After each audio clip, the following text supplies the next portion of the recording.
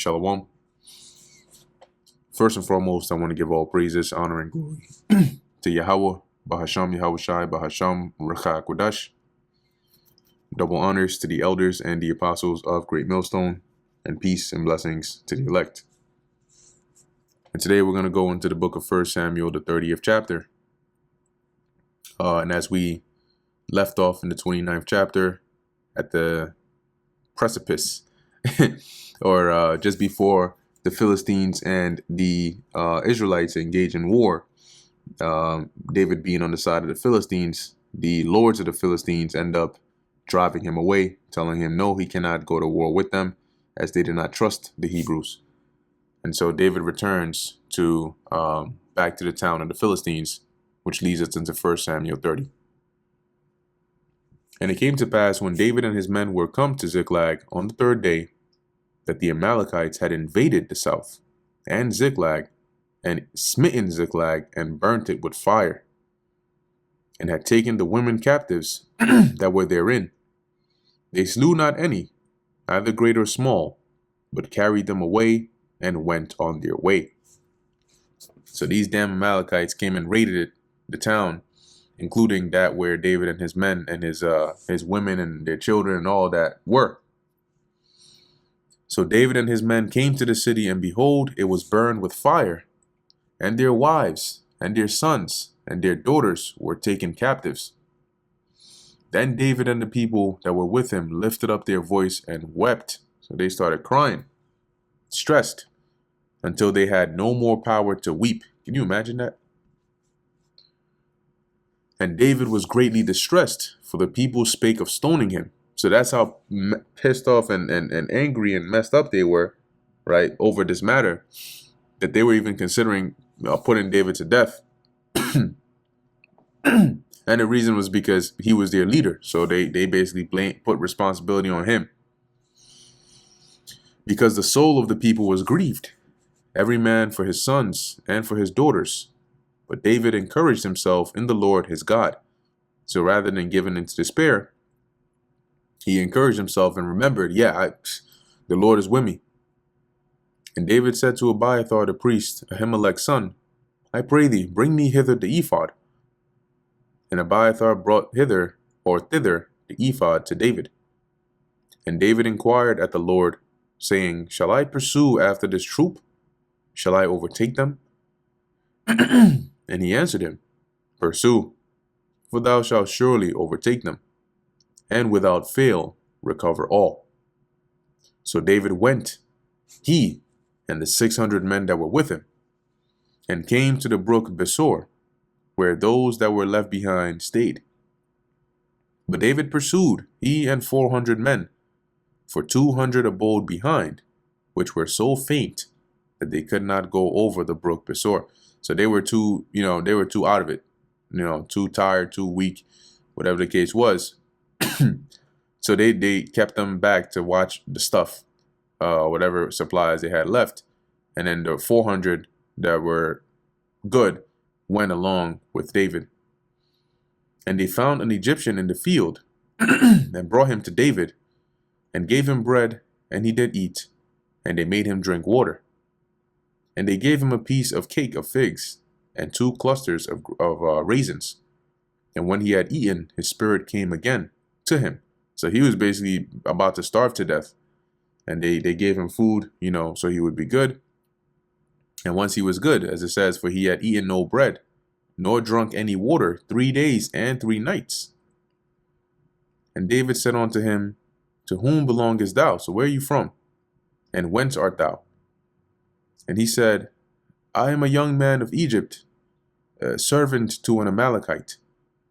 And my master left me, because 3 days agone I felt sick. We made an invasion upon the south of the Cherethites, and the coast which belongeth to Judah, and upon the south of Caleb, and we burned Ziklag with fire.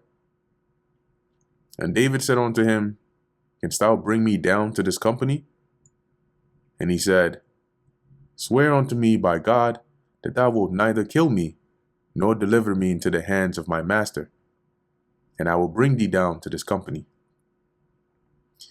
And when he had brought him down, behold, they were spread abroad upon all the earth, eating and drinking.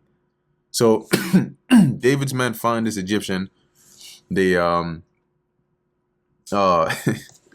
they help nurture him, right? They give him the food. He comes back to how he is, and basically they make an agreement. If you take me to the camp of these Amalekites, I'll make sure that we're not gonna kill you, and I won't give you back to that master. Show you how Amalek deals, right? He just basically left them to die because he felt sick. So here they come down, they find them, and what do they see? A whole bunch of Edomites jumping around, drinking, probably doing their little tap dancing shit. So as it says here, continuing in verse 16, eating and drinking and dancing, because of all the great spoil that they had taken out of the land of the Philistines and out of the land of Judah.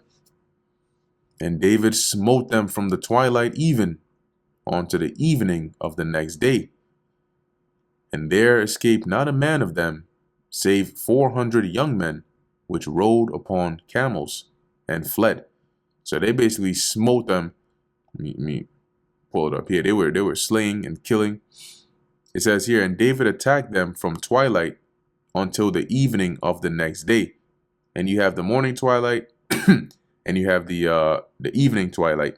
So it's likely this was in the evening, because this morning, the morning of that day, is when they had to leave the camp of the Philistines, right? And then they ended up coming to Ziklag and found this. And then, after weeping for a while, they inquire of the Lord. They find this Egyptian, and he leads them here. So more than likely at this time is now like twilight, evening. And they see these Amalekites all chilling and shit. So they just get to work on them, right? Start slaying them from that night, from that evening, all the way to the next evening. And they slew a whole bulk of them, except for 400 young men, which were able to escape on camels. And David recovered all that the Amalekites had carried away, and David rescued his 2 wives. And there was nothing lacking to them, meaning none of the, especially like the people and stuff that David's men had, were lacking, right? Nobody was killed, nobody was missing. They recovered all their loved ones. Neither small nor great, neither sons nor daughters, neither spoil nor anything that they had taken to them. David recovered all. And David took all the flocks and the herds which they drave before those other cattle, and said, this is David's spoil. So they recovered their loved ones, they recovered their spoils, and then they got a whole bunch in addition. And David came to the 200 men, which were so faint they could not follow David, whom they had made also to abide at the brook Besor. And they went forth to meet David, and to meet the people that were with him. And when David came near to the people, he saluted them. Then answered all the wicked men and men of Belial, of those that went with David, going to show you that not every single one of David's men were righteous, right? They were with him, right? They followed him, but you had some that were wicked, some that were sons of Belial.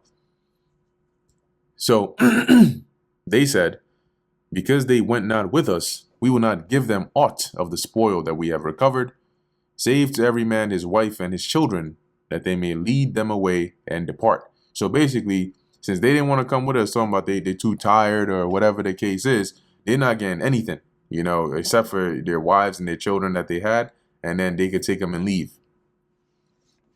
Then said David, ye shall not do so, my brethren, with that which the Lord Yahweh hath given us, who hath preserved us and delivered the company that came against us into our hand. So you don't do that. This is a great spoil that the Lord gave us. It's not for us to monopolize it or be selfish about it. For who will hearken unto you in this matter? But as his part is, nobody's going to agree with you concerning this. So let it go.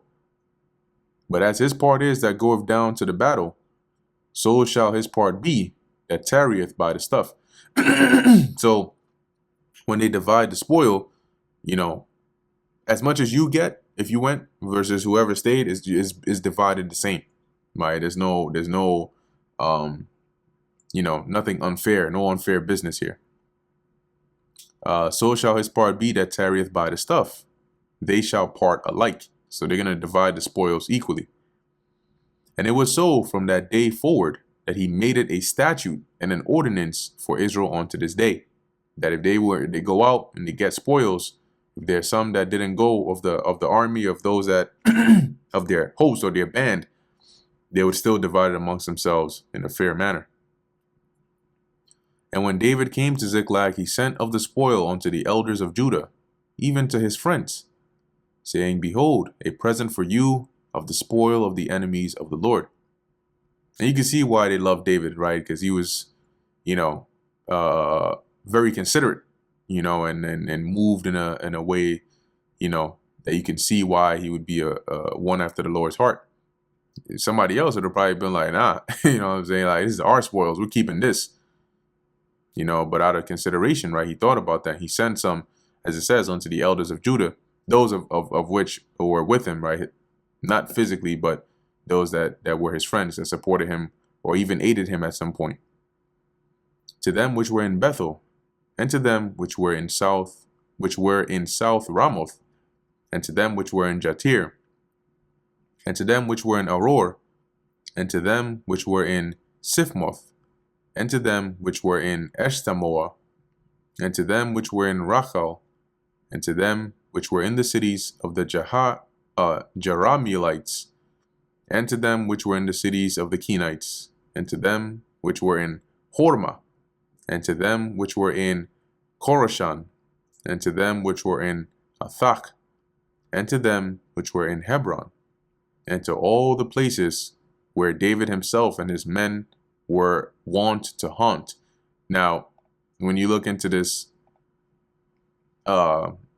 this doesn't mean like, it basically means all the places that they had, as it says here, visited, right? Or they had roamed, or they were accustomed to rove.